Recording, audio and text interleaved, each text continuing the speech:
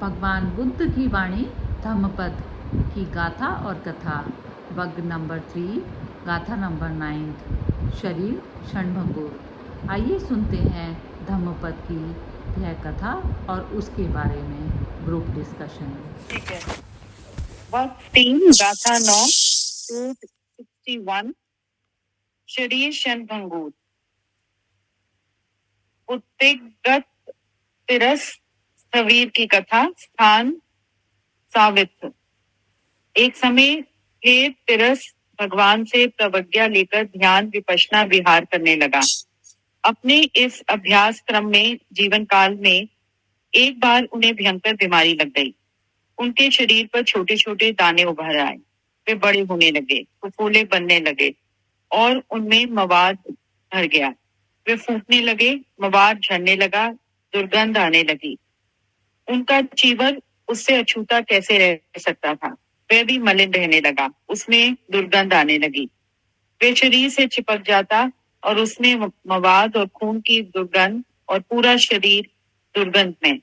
अस्तु उन्हें अन्य भिक्षु उत्तिंगतरस के नाम से संबोधित करने लगे। सारे जगत के आलोक तथागत की समदृष्टि सभी पर आलोकित होती थी। एक बार उनकी दिव्य दृष्टि इस भिक्षु उत्तिंगतरस पर जाकर पड़ी। उन्होंने अपने दिव्य दृष्टि से इस भिक्षु की दयनीय स्थिति को देखा और पाया कि उसके सहचर भिक्षुओं ने उसे अलग कर दिया है।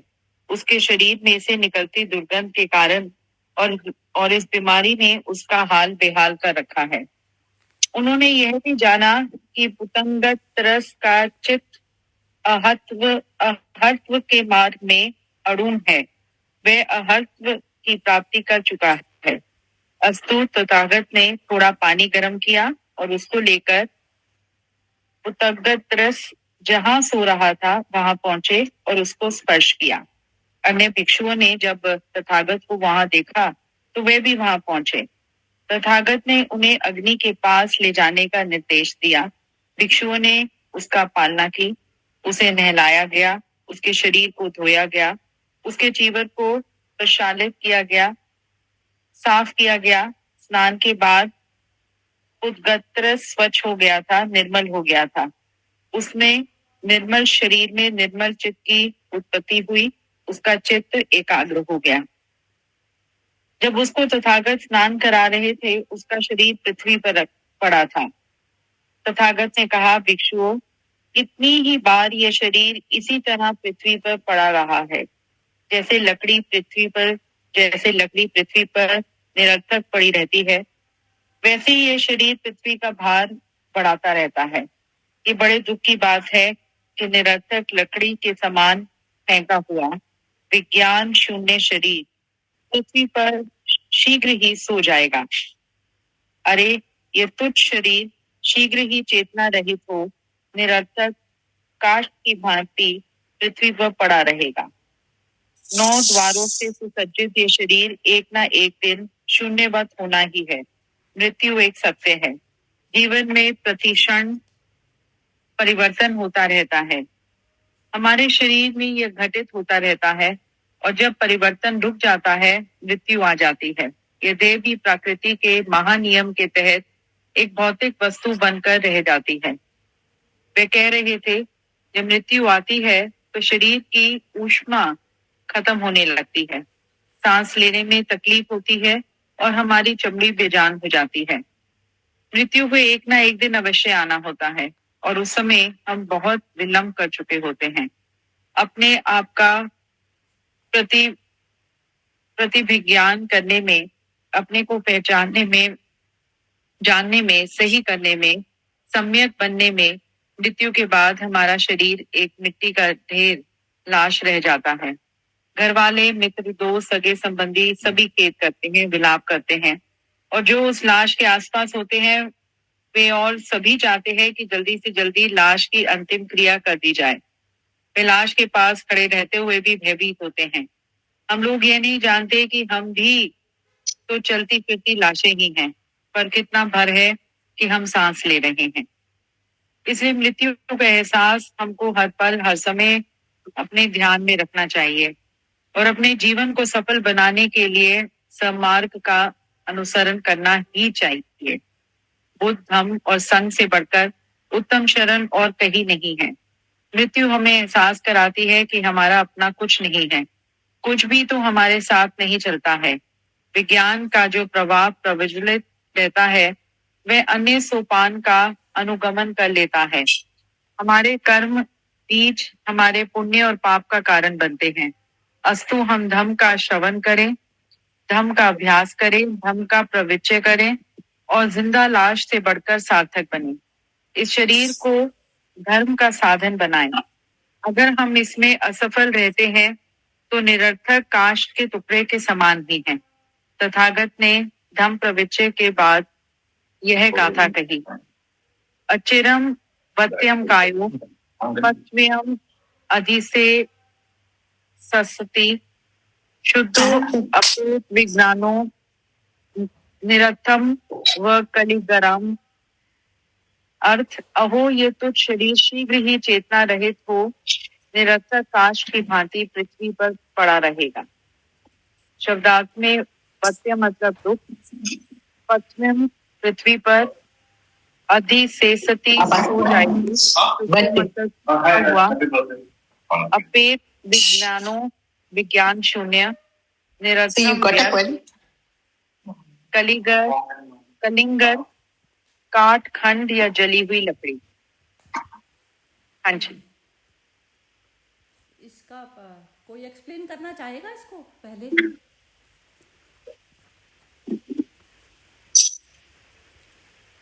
हाँ जी, चलो हर्षा जी आपको म्यूट करना पड़ेगा, थोड़ा आपकी आवाज आ रही है हाँ से। वही म्यूट मेरा नहीं हो रहा है, एक मिनट। हाँ म्यूट हुआ। हाँ जी, ये इसमें ये बताया गया कि जो जैसे हम किसी से वो करने लग जाते हैं ना, किसी को जैसे आप समझिए कि कोई कम्युनिकेबल डिजीज भी हो जाती है, तो अब उस इंसान को छोड़ा तो नहीं जा सकता ना, छोड़ा तो नहीं जा सकता बॉडी लेवल पर। जैसे कोविड ही हमारे सामने इतना जबरदस्त उदाहरण है। तो उसमें क्या होता है कि जैसे आपके अंदर बॉडी भाव नहीं है, एक तो प्रवज्या इसमें मीनिंग बताया, तो प्रवज्या उस अवस्था को कहा जाता है जिसमें चेतना अपने शुद्ध लेवल पर आती है। शुद्ध लेवल मतलब बॉडी ही जो है उसके लिए शुद्ध ही नहीं है। जो बॉडी जो ग्रहण करना होता है ना, तो बॉडी ही एक तरीके से जैसे ये पाप से निर्मित बॉडी है ये एक तरीके से, तो उसको यदि खेल की तरह से आप ले रहे हैं तो ठीक है। तो प्रवज्या उस अवस्था का है कि मेरी बॉडी ना बने। एक ह्यूमन बर्थ में आकर ही सिर्फ मनुष्य ये चीज कर सकता है, क्योंकि दूसरी अवस्थाओं में कॉन्शियसनेस हमारी इतनी ऊंची स्टेज, जैसे कहते हैं ना मिट्टी के अंदर से निकलते जा रहे हो आप ऊपर ऊपर, तो ऐसा है कि जैसे मैंने अपना उसको छोड़ दिया, वस्त्र को छोड़ दिया, तो ये अवस्था जो जागृत की जो अवस्था होती है ना, तो बिल्कुल मिट्टी से आप बाहर आ गए, बाहर आके खड़े हो गए। मिट्टी मतलब ये बॉडी ही है, मिट्टी है। अब मिट्टी से जब बाहर आके जब खड़े होने की जो कॉन्शियसनेस है, तो कॉन्शियसनेस जब इतना ऊपर वाला लेवल पहले जीते जी इस बॉडी के रहते हुए ही, जीते जी मतलब हम उस चीज को बोल रहे हैं, कॉन्शियसनेस का तो नाश है नहीं कभी भी, लेकिन हम उस लेवल पर बॉडी रहते ही आना पड़ेगा हमें। जितने भी हमारे अटैचमेंट के धागे हैं, कुछ भी है, वो सब चीजें जो है हमें पहले नीचे ही छोड़नी पड़ेगी। तो जब इस तरीके का लेवल आ जाता है, सिर्फ वही मनुष्य जो है, कोई भी उसमें जैसे जो इस प्रकार की डिजीज होती हैं जिनमें हम घृणा करते हैं किसी भी मनुष्य से, तो वो अवस्था वो तभी आती है जब हम उस भाव से बिल्कुल परे होके खड़े हो जाते हैं ऊपर, और या फिर हम उस यात्रा की तरफ पर जाने के लिए बिल्कुल जैसे कहते हैं हमें बहुत क्रेविंग है उस तरफ में जाने। जैसे कहते हैं ना, हमें एक तो चीजों की क्रेविंग होती है, लेकिन उस अवस्था को प्राप्त करने की क्रेविंग है। तो उस अवस्था से इतना प्रेम हो जाता है हमें कि कॉन्शियसनेस इस मिट्टी को छोड़ना चाहती है हर वक्त। तो छोड़ने चाहती है तो उसके कर्म फिर उस तरीके से ही चलेंगे। तो उसमें उस अवस्था में तो बुद्ध बैठे हैं। अब बुद्ध प्रवज्या तो उसको कहते हैं जो लगे हुए हैं, और दूसरा अरहत, अरहत की प्राप्ति मतलब अरहत मतलब वही मिट्टी से बाहर आने की अवस्था। तो अरहत की प्राप्ति जिसने कर ली है तो वो तो उस लेवल पर आ ही गया। अब वो जो जिन लोगों का लेवल नहीं आया, अब उसमें हर प्रकार की हर उसके श्रेणी के जो है भिक्षु थे उसमें, तो अब वो उस तरीके से नहीं पहुंचे, अभी उस अवस्था में पहुंचे नहीं, तो उनको घृणा हो रही है उसको देखकर। तो उसमें जब बुद्ध है तो बुद्ध क्या करते हैं, अपने कर्मों के थ्रू जो है उनको दिखाते हैं। कई लोग तो है ना, जैसे कहते हैं ना, कर्म स्थूल तौर पे ही समझेंगे, उनकी बुद्धि जो है उतनी नहीं परिपक्व हुई कि वो समझ जाएं। सूक्ष्म लेवल वाला जो मनुष्य है वो जब बिल्कुल बुद्धि हो जाता है, जब वो उसमें मर्ज हो जाता है ना, बस तभी खत्म होती है यात्रा। अदरवाइज तो जो बुद्ध जहां पर पहुंच गए तो वो जो नहीं पहुंचे हैं, जैसे जो एक पहली सीढ़ी पर खड़ा है तो उसको पहली सीढ़ी के हिसाब से ही उसको टीच करेंगे वो। लेकिन ये भी दृश्य सिर्फ उसी को पता चलता है, बुद्ध को ही पता चलेगा कि कौन पहली सीढ़ी पे है कौन दूसरी पे है।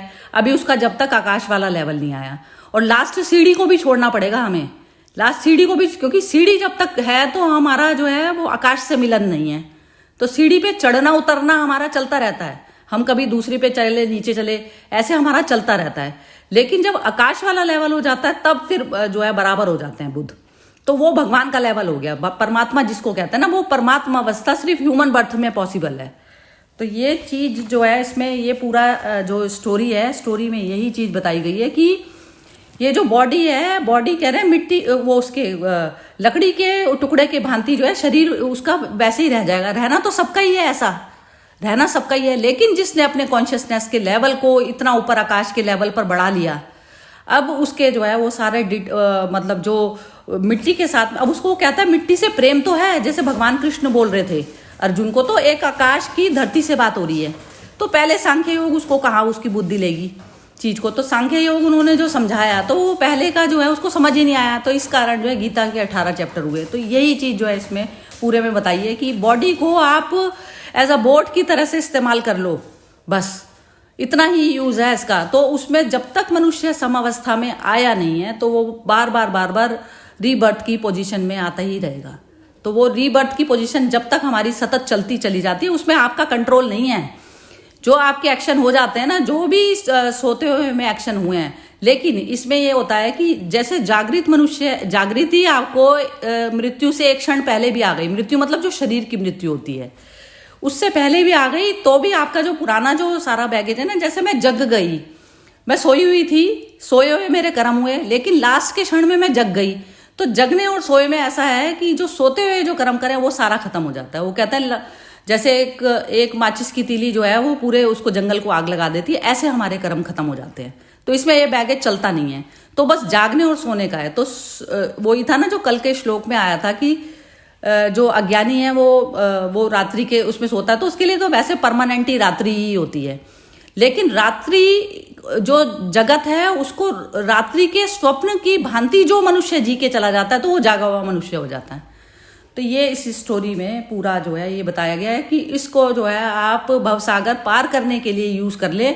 तो उसमें जो है आप जब समभाव की अवस्था में जब आप कर्म करते हैं तो ये हमें अभ्यास करना पड़ता है कर्म करने में। जैसे मेरी अटैचमेंट कहीं जा रही है और वहां पर इतनी मेरे शरीर की इतनी जरूरत नहीं है, तो मैं उसको उस समय उस अवस्था में आने की कोशिश कर रही हूँ बार बार कि समावस्था में आकर मैं जो है लाइफ को अपना जीऊं। तो ये हमें स्टेप लेना पड़ता है बार बार।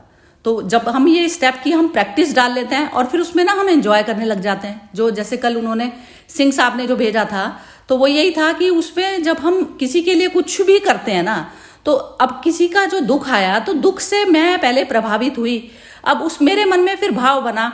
लेकिन बुद्ध क्या होता है, वो दुख से प्रभावित होके नहीं करते उनके एक्शन, हमारा तो अभी प्रभाव के कारण होते हैं एक्शन।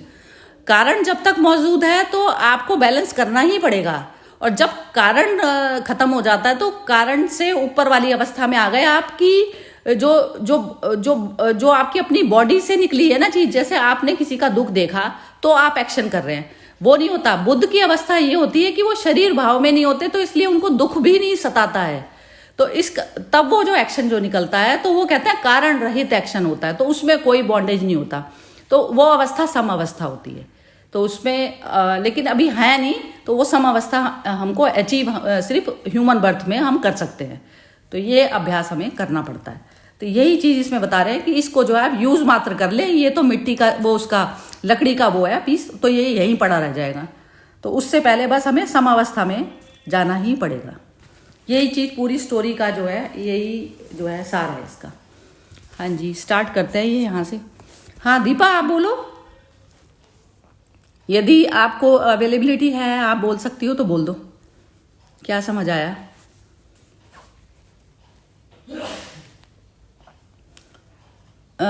चलिए दीपा तो नहीं बोल रही, हर्षा जी आप बोलिए।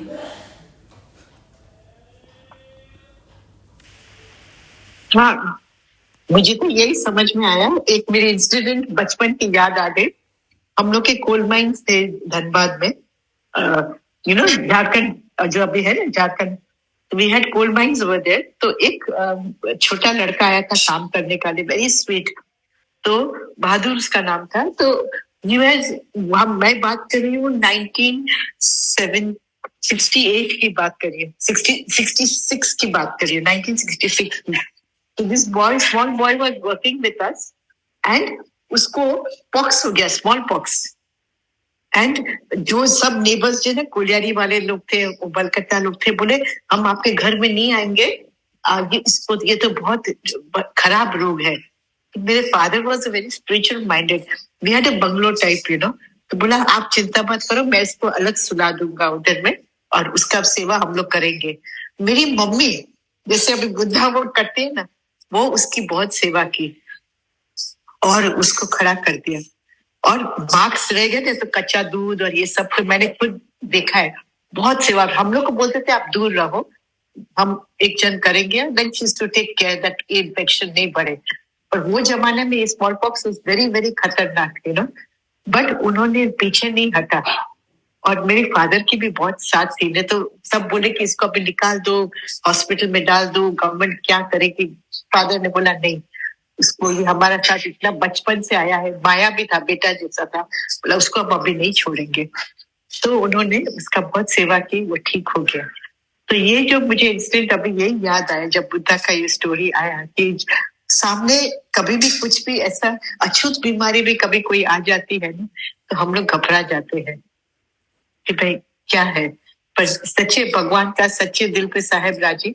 तो भावना, वो लड़का भी बहुत स्वीट था, मम्मी का भी बहुत अच्छा सेवा रहा, पिताजी का साथ था। उसको हम लोग 1 महीना से ऊपर अलग ही रखे, एकदम कंप्लीट क्वारंटाइन। और हम लोग का घर था कोलियारी में ना, बिग हाउसेस यू हैव, एक रूम उसको मिल गया था। तो he was getting his food, बेचारा वो कर लेता था अपना बात, जैसे हम कोविड में करते हैं। बट उसको थोड़ा मार्क्स रह गए तो थोड़ा उससे उसको बहुत घृणा होने लगी थी। फिर आस्ते आस्ते उससे भी वो बाहर आ गया, पर फिर अपने आप में नॉर्मल से में हो गया और फिर सब ठीक हुआ। पर it took a long time. तो ये मेरे को इंसिडेंट अभी याद आया कि बोलते ना सामने वाले के अंदर वही देखो, शरीर नाशवान है, तो हम लोग को ये भी खुद का भी अभी ख्याल रखना चाहिए कि कभी भी कुछ हो सकता है। तो मैं भी जब मेरा कैंसर बोला डॉक्टर तेरे को कैंसर, तो मैंने पहले मेरे बाल का लेरवाई, इतना ज्ञान होते भी तो डॉक्टर हंसने लगा, बोलते आप क्या है, आप जिंदा रहेंगे तो बाल रहेंगे ना। तो ऐसे ही था ये ना। तो हम लोग शरीर को बहुत महत्व देने लगते हैं। पर जैसे आप बोला ना कि इसको उससे पर उठकर हम यदि कुछ करें तो उसका सही एक्शन होता है। यही मेरे समझ में है। बहुत ही सुंदर, आप तो रियल उसमें गुजरी हुई हैं, बहुत ही सुंदर बोला। हाँ जी मोना बोलिए।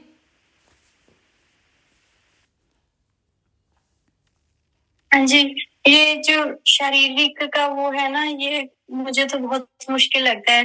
मतलब शरीर से आसक्ति, ये एक बहुत बड़ी बात है। ये इंसान की मृत्यु के बाद भी उसमें उसकी आसक्ति रहती है, इससे बाहर निकलना मुझे तो बहुत मुश्किल लगता है। जैसे मतलब कोई इंसान चला जाता है तो वो देखता है आत्मा में भी मेरा शरीर ऐसे पड़ा है, तो उसकी उसमें आसक्ति होती है, उसको वो चीज सहन नहीं होती। मतलब ये जो आपने समझाया ना कि बुद्ध लोग को शरीर में आसक्ति नहीं होती, ये आप ये बताओ इससे कैसे बाहर निकला जाए शरीर की आसक्ति से। इसमें ना ओशो करवाते थे, ये मेडिटेशन करवाते थे वो इस तरीके का। जैसे आप जैसे किसी की मृत्यु में जाते हो तो वो ऐसा होता है ना, जैसे चारों तरफ में लोग खड़े हैं, फिर वो ऐसी बातें कर रहे हैं, तो कहते हैं अपने आप की मृत्यु को देखो, आप खड़े बैठे हुए। तो वो ये भी करना पड़ता है मोना, अभ्यास करना पड़ता है। जैसे ये रात को जैसे मैं मेडिटेशन करती थी पहले, अब जरूरत नहीं होती उसकी, लेकिन पहले जैसे करती थी, तो अपनी ही स्वयं की मृत्यु देख लो आप, कि उस समय जो है आप तो बैठे हो ना, आपने अपना शरीर पड़ा देख लिया सामने और क्या चीज़ चल रही है। तो आप मृत्यु से बाहर जब अपने आप को देखने लगते हो ना, तो फिर वो उसमें धीरे धीरे ये सतत करना पड़ता। कई साल किया ये, कई साल कर लिया तो वो शरीर से मोह ही खत्म हो जाता है। मोह खत्म हो जाता है जब अपने ही शरीर से मोह खत्म होता है, तब आपकी दूसरे के प्रति जो आप एकदम भावुक होते हैं कुछ हद तक, तो वो भावुकता वो भी खत्म हो जाती है आपकी। तो वो मृत्यु की तरह, तो आप देखते तो हैं, आप जैसे किसी दूसरे का करेंगे भी, जैसे दूसरा कोई बीमार हुआ तो आप उसका करेंगे, लेकिन आपके अंदर ना वैसा जो ईगो वाला जो जूस बनता है ना, वो बनने खत्म हो जाते हैं।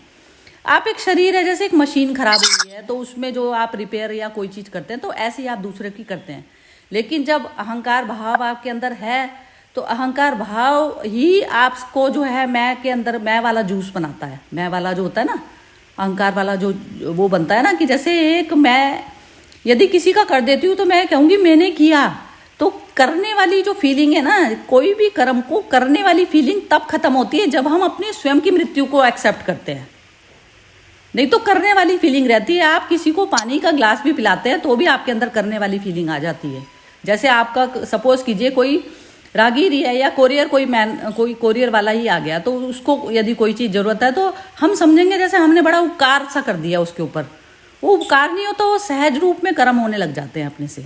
तो वो अवस्था आनी चाहिए, पहले जीते जी आपकी आनी चाहिए। पहले आप अपने शरीर की मृत्यु को एक्सेप्ट करते हैं तो तब आपकी ये दूसरों के प्रति के सारे भाव बदल जाते हैं। करने वाला चैप्टर ओवर हो जाता है। ये जैसे करने वाला आता है ना, तो करने वाले ये सब लोग बोलेंगे हमें बड़ा उपकार करना चाहिए, हमें ये करना है, तो वो करने वाला ही भाव जब तक नहीं खत्म हुआ ना, तो ईगो खत्म नहीं हुई आपकी। वो भाव जब सहज होगा ना, तब सम अवस्था आती है, अदरवाइज नहीं आती।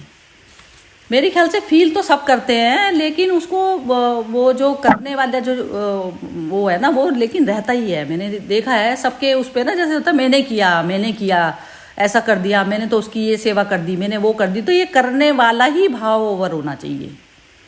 बस हो गया सहज उस पर। जैसे मेरे को अपने शरीर का मैं करती हूँ तो मेरे को पता नहीं चलता ना, ऐसे ही दूसरे के शरीर का हो जाता है।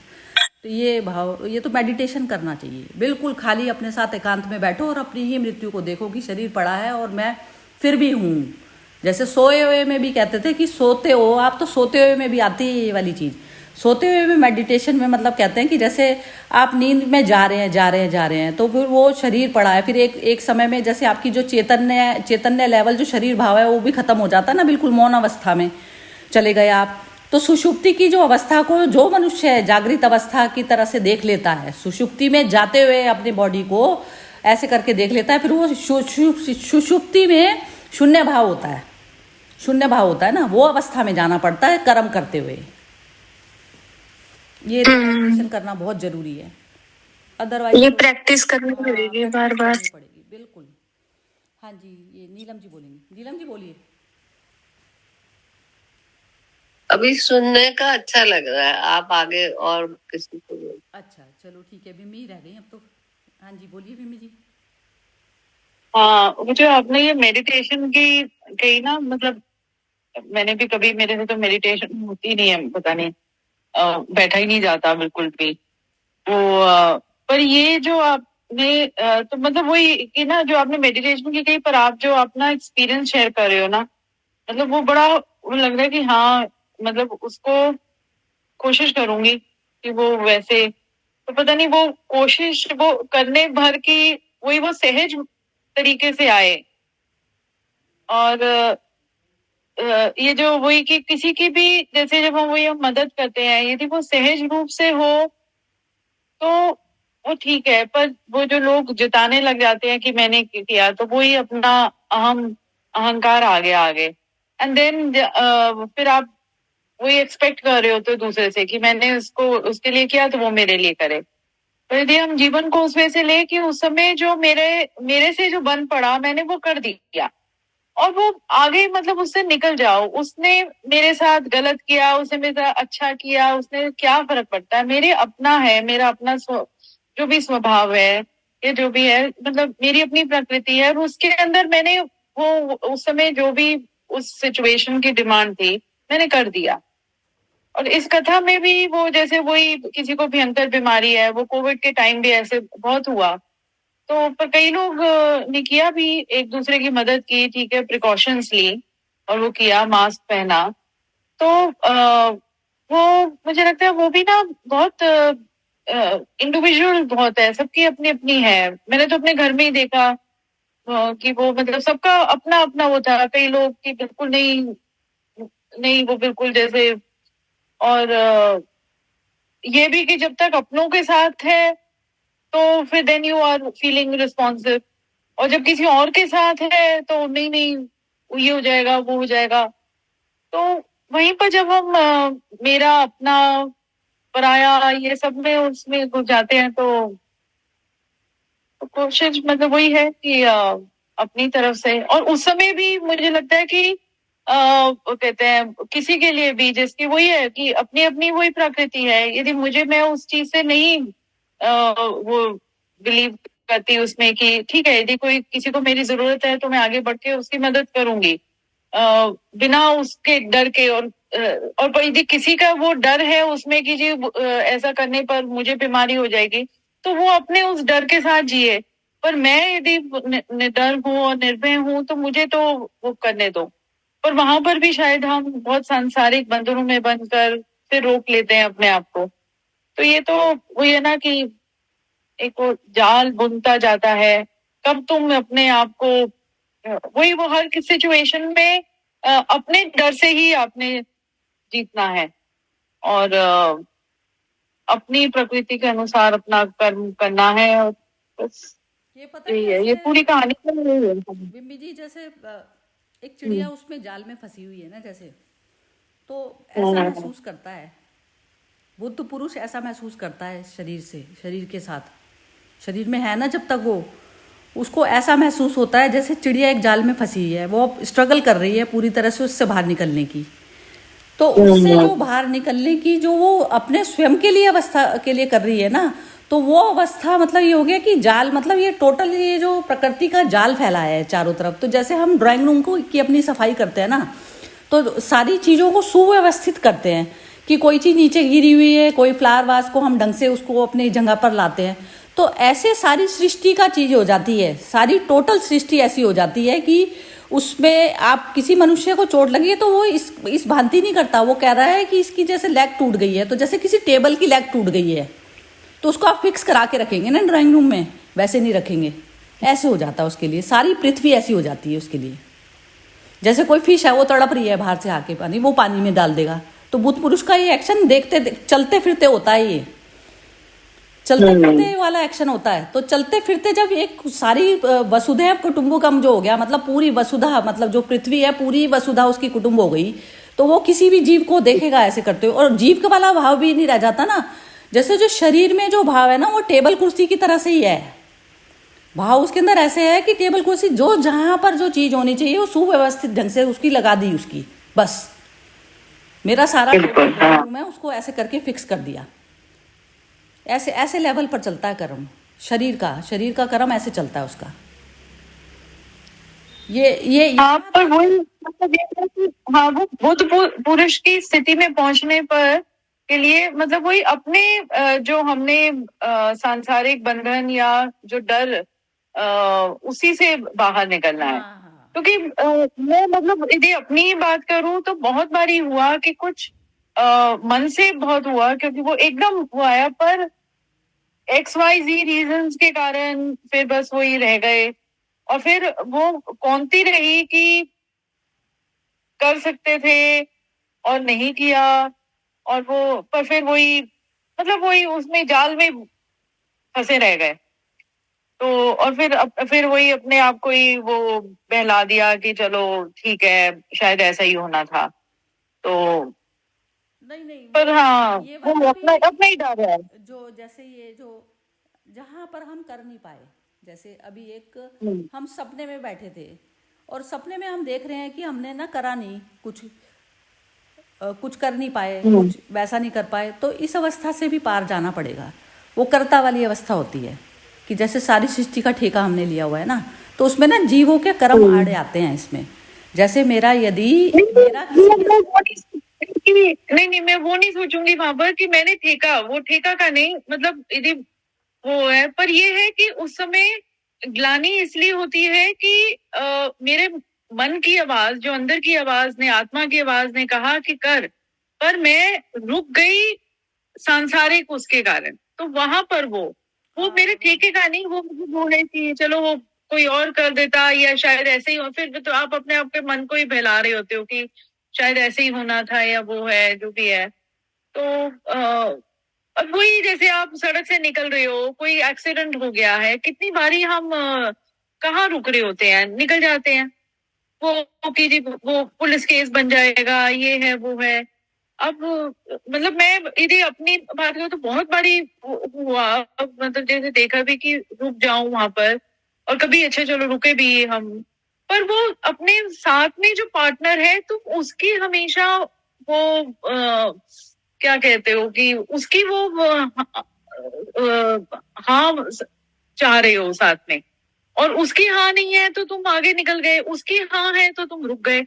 तो तुम अपने उसी से नहीं बाहर निकल पा रहे कि भाई मेरी हाँ है और मुझे करना है, मतलब मैं ऐसे देखे तो मुझे रुकना है, चाहे जो भी हो, ठीक है पुलिस के पास जाएंगे, या वो है पुलिस रोकी रखेगी, 10 क्वेश्चन करेगी, तो वो सब कुछ पता नहीं कभी कर देते हैं कभी नहीं करते,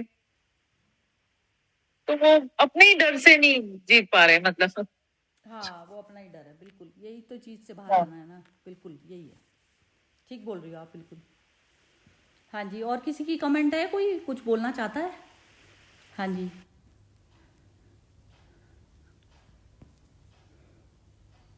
हाँ जी, नीलम जी, आप बोलना चाहोगी आप?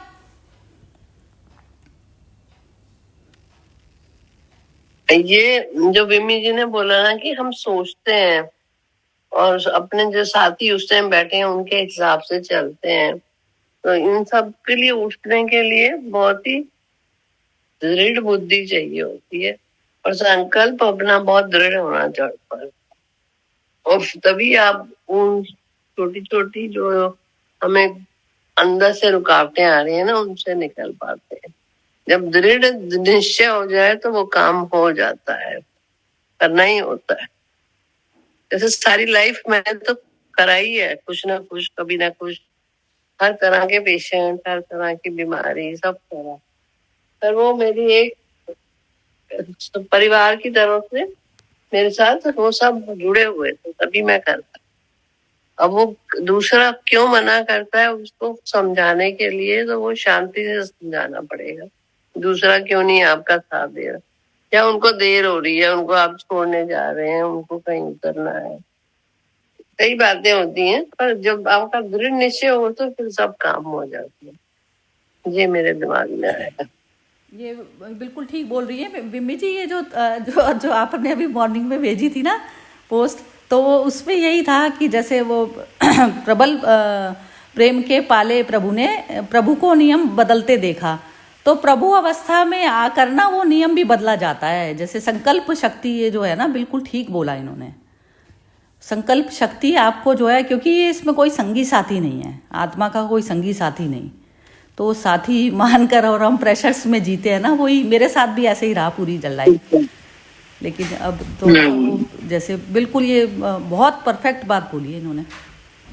हाँ जी, हाँ, वही अपनी संकल्प शक्ति है, उसमें भी तुम ही वहां पर रिस्पॉन्सिबल हो। हाँ, वो हमारा अपने डर होता है ना, हम उनके चक्कर में, ये कह रही है ना आराम से सहज भाव में समझाएं, वो करें, ये बड़ा प्रैक्टिकल अनुभव, प्रैक्टिकल चीज बता रही तो है। पता है, अब जैसे हर्षा जी ने भी जो बताया अपना एक्सपीरियंस, तो वहां पर दोनों मतलब दोनों हस्बैंड वाइफ हाँ, एक साथ थे। एक साथ। अब हम अपने सांसारिक जिंदगी में रह के ना उसमें रह जाते हैं कि जी अब मतलब जस्ट आई थिंक मैंने ये आपके साथ ये शेयर किया हुआ है कि जब वही मेरी फ्रेंड के साथ ऐसा हुआ था उसके हस्बैंड का, तो मेरे घर में तब मेरे हस्बैंड नहीं थे और मेरा बस छोटा बेटा था, and I took my decision, जो मेरे अंदर की आवाज आत्मा ने बोला मैंने वो कर दिया। और उसके बाद ठीक है, जब when they came to know and कि वो पहले वो थोड़ा सा रिएक्शन हो कि क्या जाने की जरूरत थी, ये वो फलाम, और फिर मैंने कहा कि बस पर मैं अभी भी कहती हूँ कि had my husband been there that day at home, पता नहीं मैं वो कर पाती या नहीं कर पाती, मतलब I still stand in out, he would have definitely stop me कि जी वही तुझे भी हो जाएगा, क्या वो बनने की पड़ी है, और वो ना ऐसे थे। तो मैं कितना कदम बाहर होती, वो लक्ष्मण रेखा पार कर पाती या नहीं पाती वो मुझे नहीं पता, वो कर पाई क्योंकि my husband wasn't there, but had he been there I doubt फिर बन जाती। ये चीज ना रमन महर्षि भी बोलते हैं, ये रमन महर्षि बोलते हैं कि जैसे जो थॉट फ्री स्टेट जो आती है ना आपकी, तो वो थॉट फ्री स्टेट आपकी कैसे आएगी अपनी, उस अवस्था में जाने के लिए आपको कैसे छटपटा के वो चीज़ करनी है, तो वो चीज़ में आपको खुद, ये सेल्फ की जर्नी है बिल्कुल। तो थॉट फ्री स्टेट को प्राप्त करने के लिए आपको खुद पता है कि क्या हमें करना चाहिए, बस तो उस अवस्था पे जाना पड़ेगा, बस बार बार वहीं जाना पड़ता है। क्योंकि जैसे बाद में विचार बनता है ना, कोई चीज़ हम नहीं करते तो बाद में फिर विचार में हम फंस जाते हैं कि हम कर देते उस समय। तो ये विचार शून्य अवस्था में जाने के लिए हमें वही कर्म करना पड़ेगा जो हमारी कॉन्शियसनेस जो ले पा रही है उस समय करने के लिए, बस वही चीज़ वहाँ तक जाना पड़ेगा। हाँ जी, और किसी की कमेंट है कोई?